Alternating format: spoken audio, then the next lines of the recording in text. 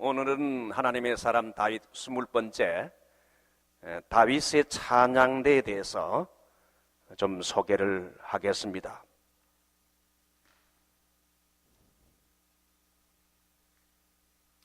다윗은 매우 뛰어난 군인이요, 골리앗을 돌 하나로 쳐부술 만한 참 군인이요, 또한 정치가인 동시에 음악적인 예술적인 재능을 부여받은 음악가였습니다. 대개 여러분 힘이 센 사람, 군인들은 대개 싸움은 잘하지만은 노래는 별로 못하는 게 그래요. 음악 잘하는 사람들은 대개 미술에 약하고 음식하는 데 좀 약해요. 그래서 제가 잘 모르겠어요. 되게 그렇다는 거죠. 근데 다윗은 참 하나님이 은사를 많이 줬어요. 전쟁터에 나가면 백전백승, 정말 군인이요, 위대한 정치가요, 또한 음악적인 재능을 부여받은 음악가였습니다. 여러분 사무엘하 23장 우리 표시해 놓고 사무엘하 23장 1절 2절 한번 보지요.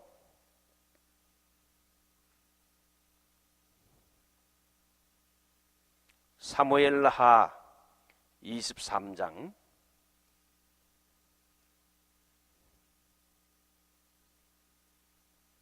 1절 2절 우리 다 찾았으면 한 음성으로 사무엘하 23장 1절 2절 시작. 다윗의 마지막 말이라. 이새의 아들 다윗이 말하며 높이 올리운 자, 야곱의 하나님에게 기름 부음을 받은 자, 이스라엘의 노래 잘하는 자가 말하도다. 다윗이 제일 마지막에 한 말인데 자기 자신을 소개하기를 특별히 세 가지. 높이 올리운 자, 양치는 목동, 별 볼일 없는 이런 양이나 치는 양비린내나 풍기는 목동이라는 이런 비천한 신분에서 온 이스라엘을 양치는 여러분 대왕으로 하나님이 높이 세워주셨다. 내 힘과 재주로 높아진 것이 아니라 하나님의 은혜와 복으로 하나님이 높여주심으로 높아진 자라고 소개하고 있어요. 두 번째는 야곱의 하나님에게 기름 부음 받은 자. 다윗은 3번이나 기름 부음 받았습니다. 이 기름 부음 받았다는 것은, 기름은 성령을 상징합니다. 옛날에는 이 기름을 갖다가 왕과 제사장과 선지자들에게 특별한 사명을 받은 자에게 기름을 부었는데, 이 기름 부음 받았다는 건 무슨 말합니까? 하나님의 성령으로 충만한 기름 부음 받았다. 성령 충만한 성령의 사람이었다는 말이죠. 그럼과 동시에 세 번째, 이스라엘의 노래 잘하는 자. 다윗은 자기 자신을 노래 잘하는 자로, 여호와는 나의 목자시니, 그는 목동으로 양을 치면서도 노래하고 찬양했고, 그는 전쟁터에 나갈 때에도 그는 노래하며 찬양했고, 그는 사울의 칼을 피해 도망질 칠 때에도 그는 하나님을 찬양하는 노래를 했고, 오늘 여기 보게 되면 노래 잘하는 자, 음악가였습니다. 다윗의 세 가지 특징, 하나님의 도우심으로 비천한 자가 높이 올리움을 받은, 높이 올리운 자. 두 번째는 하나님에게 기름 부음 받은 자, 성령의 사람. 세 번째는 노래 잘하는 자, 하나님이 예술적인 음악적인 재능을 주어 노래 잘하는 자로 자기 자신을 소개하고 있어요. 하여튼 다윗은 음악적인 재능을 부여받은 음악가였는데, 그는 사울왕이 악신에 들렸을 때에 그의 병을 음악으로 치료하기 위해 전국에서 뭘 잘 타는 거? 수금, 요즘 말하면 기타 같은 거, 6줄 기타 같은 수금을 잘 타라. 음악으로 테라피 할 수 있는 그런 그 탁월한 음악적인 수금 잘 타는 사람, 그런 사람을 구할 때 그는 전국에서 발탁될 정도로 탁월한 실력을 가지고 있었던 사람이 다윗입니다. 그는 자기 자신의 은사를 잘 활용해서 하나님을 찬양하는 시를 썼을 뿐 아니라 오늘 본문을 보면 다윗은 왕이 되고 이제 말년에 성가대, 이 성전에 찬양대를 조직해서 성전에서 하나님을 예배 찬양하도록 했어요. 여러분, 다윗의 찬양대가 한 수가 얼마나 됐죠? 몇 명요? 다윗의 찬양대는 4,000명, 4,000명. 우리 교회 찬양대가 몇 명입니까? 30명, 뭐 30명 채 안 됩니다만은 한 4,000명은 돼야 그래도 얼마나 웅장했겠습니까? 다윗이 찬양을 잘하니까 다윗의 장막에서는 이 찬양이 정말 중심이 됐어요. 특별히 다윗은 이제 나이 70의 노년이 되자 자기의 죽기 전에 중요한 세 가지를 사명을 가지고 했습니다. 첫 번째, 누구를 자기 후계자로 삼았습니까? 솔로몬을 자기의 후계자로 삼고, 두 번째는 성전 건축에 필요한 아들 솔로몬 때의 성전을 건축할 모든 이런 설계도와 모든 걸 자재들을 준비해 놓고, 세 번째, 레위 사람들 중에 찬양들 몇 명요? 4,000명을 조직해서 예배를 돕는 성가대와 오케스트라 사역으로 봉사하게 했습니다. 우리 역대상 23장 5절 한번 찾아보죠. 역대상 23장 5절 시작. 4천은 문지기요, 4천은 다윗을 찬송하기 위하여 지은 악기로 여호와를 찬송하는 자라. 악기로 찬양하는 성가대가 4,000명이나 됐다는 겁니다. 여러분, 찬양, 저를 보십시오. 이 찬양은 무엇을 찬양해야 됩니까? 제일 먼저는 하나님이 우리를 위하여 행하신 일을 찬양해야 돼요. 하나님이 우리를 위해서 행하신 일을 생각하면서 감사 찬양하는 것, 이스라엘 백성들이 애굽에서 출애굽하게 된 것 찬양하고, 이 홍해 바다에 이 애굽의 군대를 다 물에 수장시키신 하나님을 솟구치면서 찬양했지요. 하나님의 구원을 찬양했죠. 하나님의 위대하심, 하나님의 이 치유, 하나님의 용서, 하나님의 돌보심, 하나님의 보호하심. 그래서 우리는 하나님께서 우리를 위해서 큰 일을 했을 때에, 우리를 도와주시고 우리를 보호했을 때에 찬양해야 돼요. 여러분, 축구하다가 전쟁 난 나라가 어디 있습니까? 누구하고 누굽니까? 축구하다가 전쟁한 나라? 이거 제보다 잘 모르시네. 이장로님, 축구하다가 전쟁 난 나라? 아이고, 뭐 신령한 것만 하신다고. 백장로님, 축구하다가 전쟁 난 나라? 아르헨티나는 아니죠. 예. 축구하다가 전쟁 난 나라가 어디죠? 예? 예. 온두라스하고 엘살바도르입니까? 그렇죠. 온두라스하고 엘살바도르, 이 정도는 알아야지. 오늘 보니까 완전히 축구 전쟁이더라고. 요즘 일본은 되는 게 없어요. 전부 한국 때문에. 전자제품도 한국에 다 뺏기고, 축구도 되는가 했는데 또 한국에 또, 야, 오늘 뭐 완전히 박주영이, 그 일본에서 하는 말이, 저런 골은 우리하고 DNA가 다르다. 차범근이가 저런 골은 아시아에서는 찾아보기 힘든 골이다. 이 박주영이가 그래도 예수 믿는 사람 아닙니까? 기도 세레모니 했잖아요. 하도 다급하니까 기도가 나오더라고. 이기게 해달라고. 그래도 한국 사람들이 크리스찬들이 많은데 박주영이가 그동안 얼마나 마음고생을 많이 했는가. 병력 문제 때문에 마음고생 많이 하고 비판을 많이 받았는데 한 골에 그냥 본인과 모든 축구 선수들의 이 병력 문제가 해결됐으니 하나님이 우리를 위해서 행하신 놀라운 일들이 일어났을 때 우리는 하나님을 찬양해야 돼. 너는 마음에 노래가 있느냐? 시험 받은 후 어디에서나 밤과 낮으로 부를 수 있는가? 너는 마음에 노래가 필요해. 이거 40년 전에 이 찬송을 제가 불렀던 찬양입니다. 하나님이 우리를 위해서 행하신 놀라운 일을 찬양하고, 두 번째는 하나님 성품을 찬양하는 거예요. 하나님이 우리를 위해서 뭘 해줬기 때문에 찬양하는 거, 이거는 찬양이에요.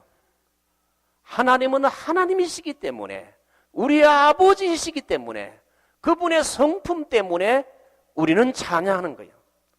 아버지가 나에게 좋은 차를 사주고 좋은 선물을 해줬기 때문에 아버지를 프레이즈하는 것도 좋지만은 아버지는 나의 아버지이기 때문에 우리가 하나님을, 아버지신 하나님을 찬양하는 거예요. 믿으십니까? 예, 이 시편 103편 보면 하나님의 위대하신 사역을 인하여 찬양하고, 두 번째는 하나님의 성품을 인해 찬양해. 하나님은 성도들의 찬양을 받기를 원하시고, 가능하면 웅장하고 장엄한 찬양대와 오케스트라를 곁들여 찬양하면 더더욱이 좋다는 거예요. 하나님은 예술적인 분이라 이게. 예배에서 찬양이 좋아야 하면 지나치게 강조해도 부족함이 없습니다. 그래서 우리가 보통 때도 찬양하지만 이런 절기 때 혹은 연말에 이렇게 음악을 좀 찬양대가 준비해가지고 대곡을 이렇게 사람들 초대해서 이렇게 찬양하는 것도 이게 참 좋은 거다. 이게. 찬송은 여러분 여러 가지가 있죠. 제일 먼저는 에베소서 보면 시와, 그 다음 뭡니까? 찬미와, 세 번째 신령한 노래들로 서로 화답하며, 시는 뭡니까? 시편 찬송입니다. 시편 찬송가들이 많아요. 시와 찬미, 찬미는 뭡니까? 찬송가예요. 찬송가. 찬송가가 영어로 뭡니까? 힘. 찬송을 부르면 힘이 나기 때문에 힘이라는 거예요. 그 영어가 그렇게 어려운 게 아니에요. 찬송을 부르면 힘이 난다. 그래서 힘이라는 거예요. 시와 찬미와 그 다음에 신령한 노래들. 어떤 분들은 찬송가 외에 부르면 입을 딱 닫는 사람이 있어요. 나는 찬송가 외에는 안 부른다. 그거는 비성경적이라. 무조건 가스펠송만 부르는 것도 그거 바람직하지 않지만은 찬송가 외의 곡을, 때로는 새로운 곡들 부르려면 좀 처음에는 힘들죠. 그래도 자꾸 해야 돼. 입을 벌려야 돼. 찬양할 때는 어떻게 해야 됩니까? 입을 크게 벌려야 돼. 어떤 분이 그런다. 쌈밥 먹을 때 입을 크게 벌리듯이 찬송할 때 입을 크게 벌려 찬양하는. 그래서 시편을 찬송하고 찬송가를 찬양하고 그 다음에 복음성가도 찬양하고. 자, 첫 번째 찬양대의 조직입니다. 다윗의 찬양대. 그 성전 봉사는 아무나 할 수 있는 게 아니라 찬양대, 다윗의 찬양대는 어떤 사람으로 부름받아야 됩니까? 레인으로 부름받은 사람이어야 했습니다. 레인 아니면 성가대가 될 수 없어요. 그 하나님의 일꾼 보게 되면요, 내가 원해서 되는 게 아니에요. 하나님이 택하시고 불러줘야 목사도 할 수 있고 장로도 할 수 있고 또 교회에서 일꾼이 될 수 있다는 거예요. 세상 일은 내가 원해서 될 수도 있지만 하나님의 일은요, His calling, 그분의 calling, 소명이 있어야 돼요. 레이는 30세부터 성전에서 봉사할 수 있었고 그 정년은 언제? 50세였습니다. 민수기 4장 3절 보면 나와요. 그건 집에 가서 한번 찾아보세요. 그런데 25세가 되면 성막 일을 하는 무슨 생으로 일할 수 있습니까? 견습생으로 일할 수 있었어요. 30세부터 성전에서 봉사할 수 있었어요. 30세란 게 뭡니까? 성숙한 사람. 그런데 25세부터 한 5년 동안 미리 견습생으로 일할 수 있게 했어요. 그런데 다윗 때에는 그 하한선을 25세에서 20세로 낮추었어요. 역대상 23장 24절 찾아보세요. 그런데 다윗 때의 성전 봉사를 위해 소집되었던 레인의 총수는 3만 8천 명이었는데 이들 중에 여호와의 전 사물을 행정적인 사물을 담당한 사람이 2만 4천 명. 그 다음에 유사란 말은 영어로 스크라이브, 서기관이에요. 관리죠. 유사와 재판관이 6천 명. 그 다음에 성전의 문지기 4천 명. 그리고 악기로 여호와를 찬양하는 성가대가 4천 명 있었다 이게. 예? 이거 4만 명 아니에요. 4천 명, 4천 명. 그 눈치가 있어야죠. 4천 명, 4천 명. 성전 문지기 수와 찬양대의 수가 같았다는 겁니다. 이거 보게 되면요, 똑같은 레인이라도 성전에서 문지기 하는 사람이 있고 노래하는 사람이 있고 행정을 담당한 사람이 있고 재판관이 있고 다 달라요.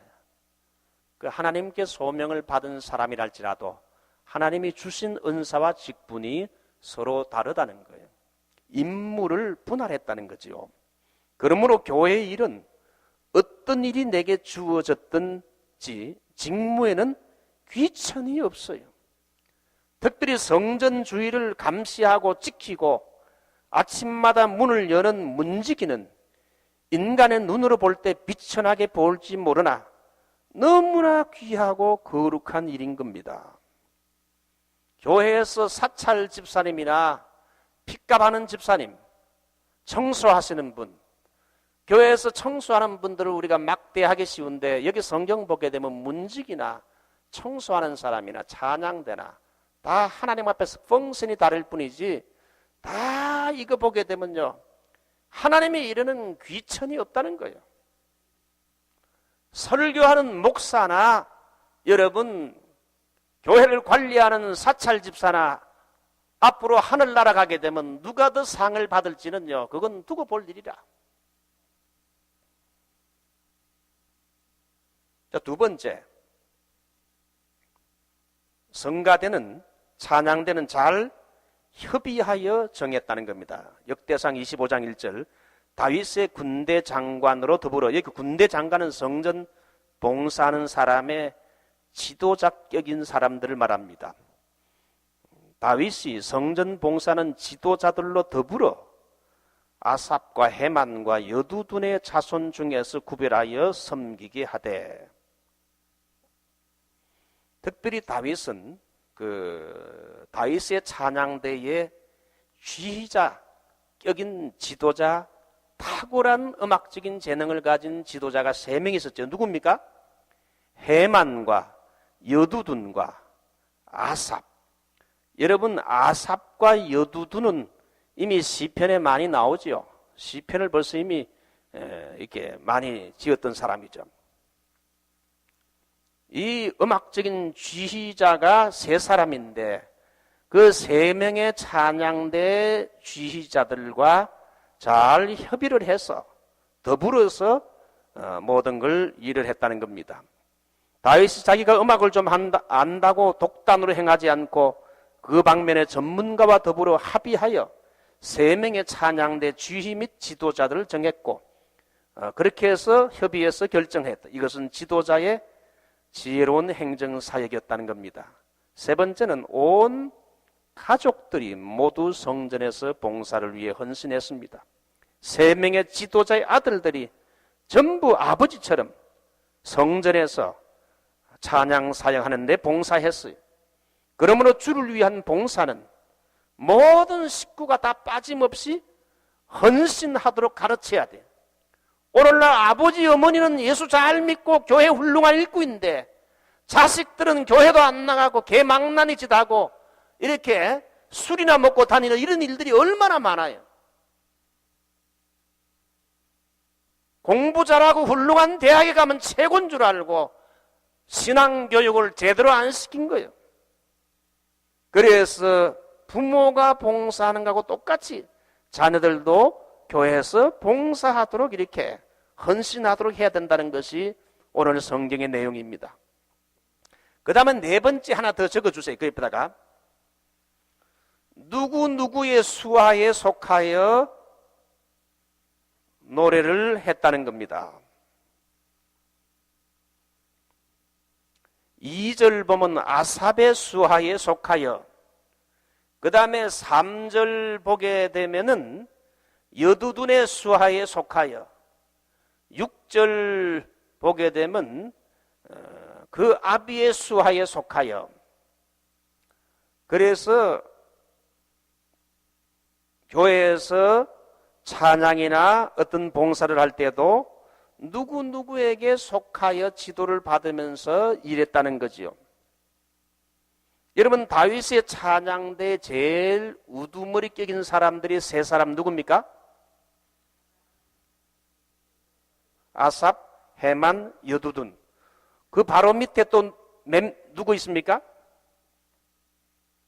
24명의 성가대 지도자격의 사람이 3명 바로 밑에 24명이 나오는데 그것이 9절부터 첫째는 둘째는 셋째는 그게 24까지는 그 4,000명의 성가대원들의 지휘자가 3사람이고 지도자가 3사람이고 그 밑에 24명 또 그 밑에 24명이 또 누굴 또 곧바로 밑에 288명.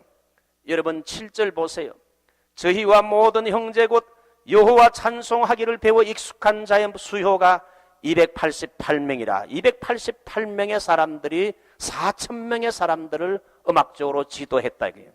3명, 여러분 24명, 288명, 그 다음에 4,000명. 그래서 그들의 수하에 속해서 지도를 받으면서 노래를 했다는 거죠. 자, 두 번째 찬양대 지도자의 자질. 제일 먼저 모두 5절 보십시오. 5절. 이는 다 헤만의 아들들이니 나팔을 부는 자며 헤만은 하나님의 말씀을 받드는 왕의 누구라고요? 선견자라. 찬양대 지도자는 모두 선견자였다. 이 선견자란 말은 환상을 보는 seer, 환상을 보는 사람이란 말로서 예언자라는 말과도 통합니다. 하나님이 주시는 예언의 말씀이 있는 사람이었다 이거죠. 평상시에 그런 신령한 자들이었다는 거지요. 교회의 찬양 사역을 맡은 지도자들은 음악적인 면에도 탁월해야 되지만은 이것은 영적인 음악이기 때문에 하나님을 찬송하는 것이기 때문에 여러분 하나님의 말씀에도 익숙하고 기도하는 신령한 은사도 있는 성령 충만한 사역자가 찬양 사역을 해야 한다는 거죠. 그러므로 음악적인 이런 그 아카데믹한 면에도 예술적인 면에도 재능을 가지고 있고 그 다음에 거기에 플러스 알파 아주 성령 충만한 사람, 다윗 같은 케이스도 보면 수금을 이스라엘에서 제일 잘 탄다 할 정도로 수금을 잘 타는 실력이 있음과 동시에 그 다음 뭡니까? 그가 한번 수금을 타게 되면 이 사울 왕에 있는 악신이 떠나갈 정도로 성령 충만한 하나님이 함께하는 사람이 성령의 사람이었다 이게요. 그러므로 여러분 세상 노래와는 달리 신령한 노래를 부르는 영적인 사역이기 때문에 신령한 은사가 있어야 된다는 거지요. 교회의 안수집사나 장로를 택하는 것도 이 직분이 영적인 직분 아닙니까? 세상적으로 머리가 팽팽 돌아가고 리더십이 있는 사람들, 실력 있는 사람들 많지만은 교회의 일은 영적인 것이기 때문에 신령한 지혜와 분별력이 있는 사람을 택해서 집사로 세우라. 두 번째, 찬양대 지도자의 자질, 열심히 배우고 익숙해서 전문가가 돼야 됩니다. 7절 보시죠. 저희와 모든 형제 곧 여호와 찬송하기를 배워 익숙한 자의 수효가 288이니라. 4,000명 성가대 가운데서 이 4,000명 성가대를 음악적으로 지도하는 사람들이 288명인데 이들은 여호와 찬송하기를 먼저 선배들로부터 잘 배워서 익숙하게 된 사람들, 전문성을 가진 사람들이라는 거죠. 은사대로 봉사하되, 은사란 건 계속 은사를 개발해야 된다는 거예요. 가르치는 은사 받은 사람은 가르치는 은사를 계속 개발해야 되고, 찬양의 은사 받은 사람은 계속 찬양을 개발해야 된다. 우리 역대상 9장 33절 굉장히 중요한데 한번 읽어보죠. 역대상 9장 33절.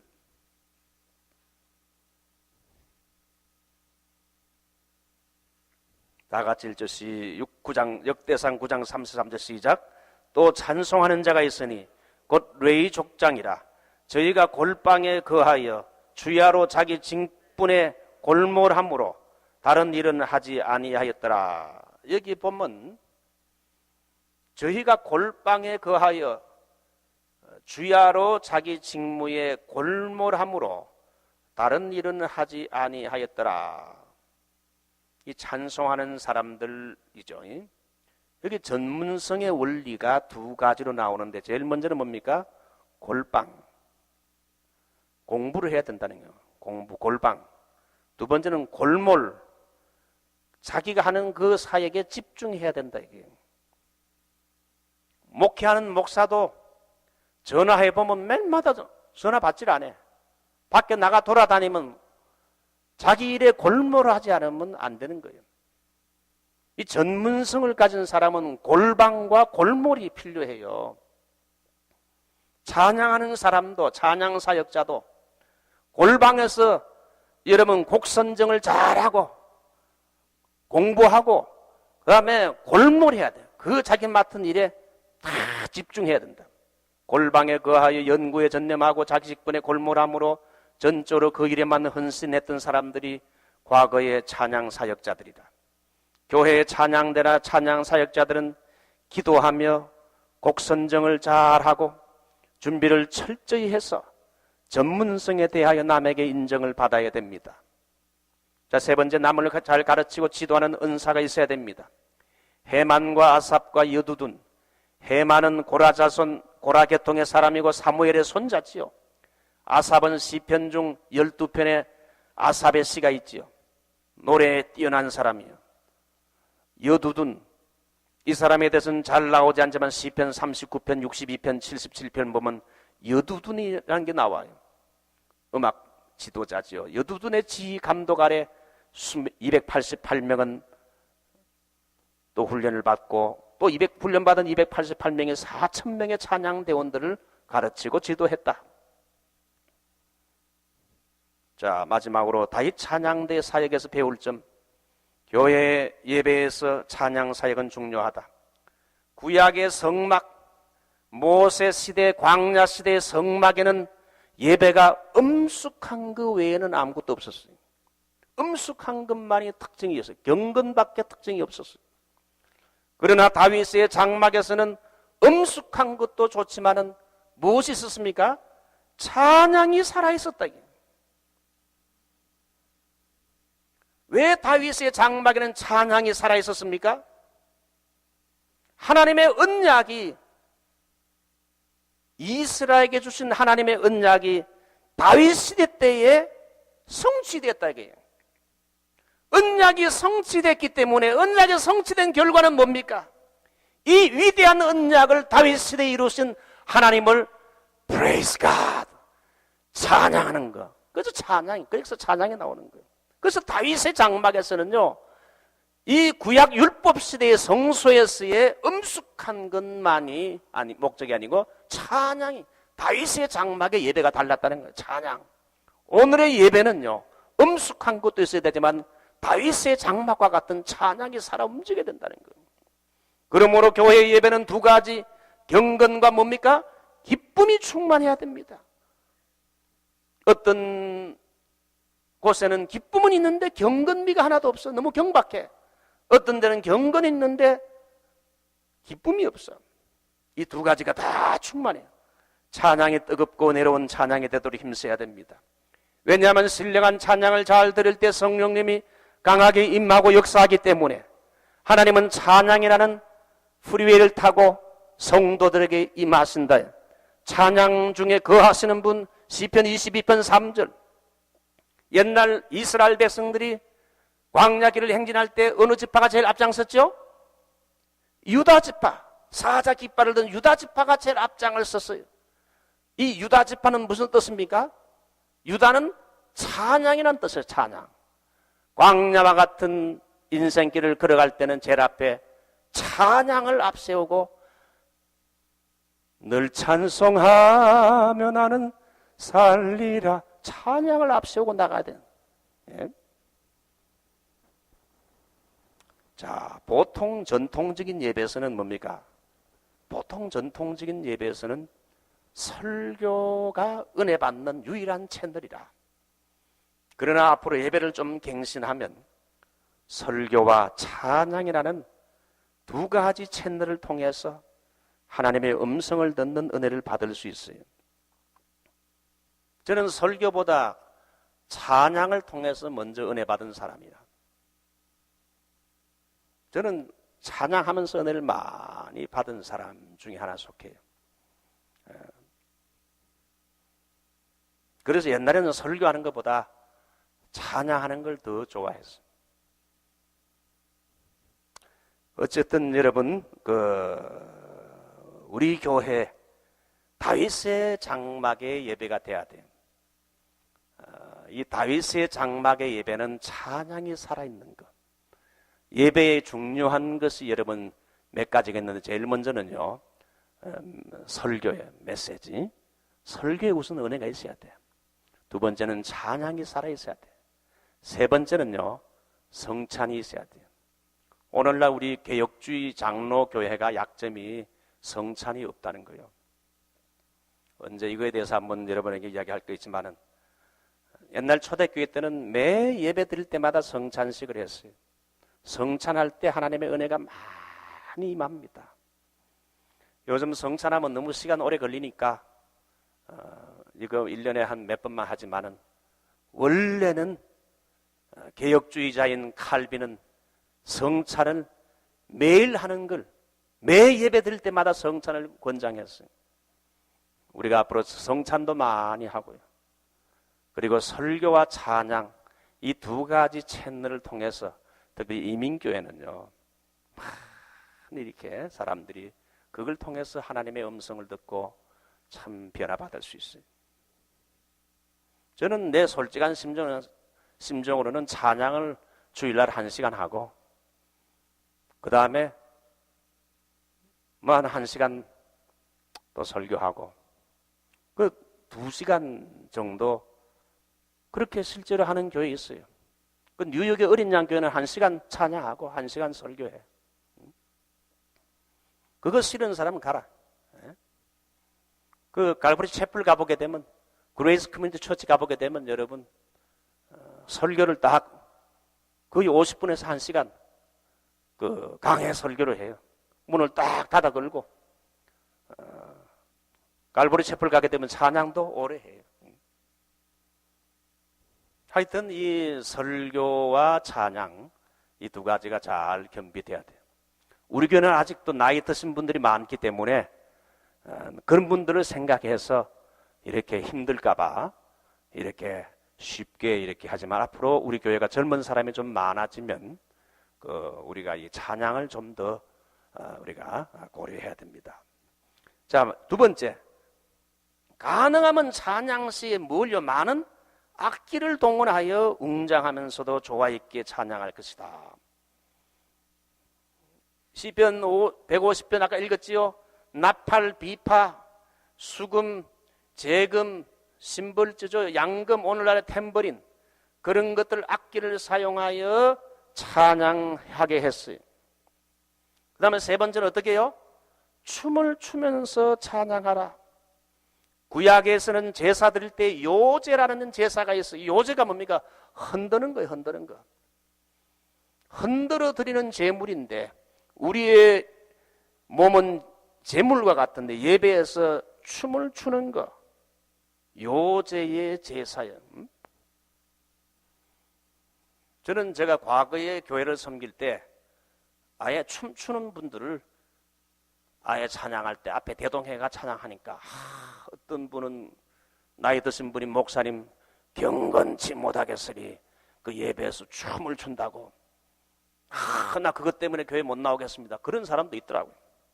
그거 다 여러분 이 입으로 찬양하는 것도 있고 악기로 찬양하는 것도 있고 여러분 춤을 추면서 워십 댄스 하는 것도 있다는 거예요. 사람들이 그 자기가 자라온 교회적인 배경 그게 그냥 전부 캐논인 줄 알고 생각하는데 우리가 이 성경을 보면 춤을 추면서 그 미국 교회 같은 데 가보게 되면 말이죠. 깃발을 흔들면서 뭐 뿔로 된 나팔을 불면서 흰 옷을 입고 그냥 춤을 추면서 찬양하는 거 있는데 그거 우리 한국적인 문화하고 좀 달라서 그렇지 성경을 보게 되면 춤추는 자들이 있었다는 거예요. 점잖은 것도 좋지만 그분은 두 손을 들고 찬양하는 거 시편 134편 박수를 치면서 시편 47편 또 기뻐하며 찬양하라는 거예요. 그러므로 시편은 복 있는 사람은 에서 시작해가지고 하나님을 찬양하라 할렐루야로 끝나게 돼요. 요한계시록도 보게 되면 모든 구속이 성취됐을 때 우리 하나님의 보좌 앞에서 구속받은 사람들이 할렐루야로 마지막 찬양으로 할렐루야 항상 모든 게 끝나 찬양으로 끝나요. 그 찬양으로. 자 이제 오늘 우리 찬양에 대해서 배웠는데 다 일어나셔서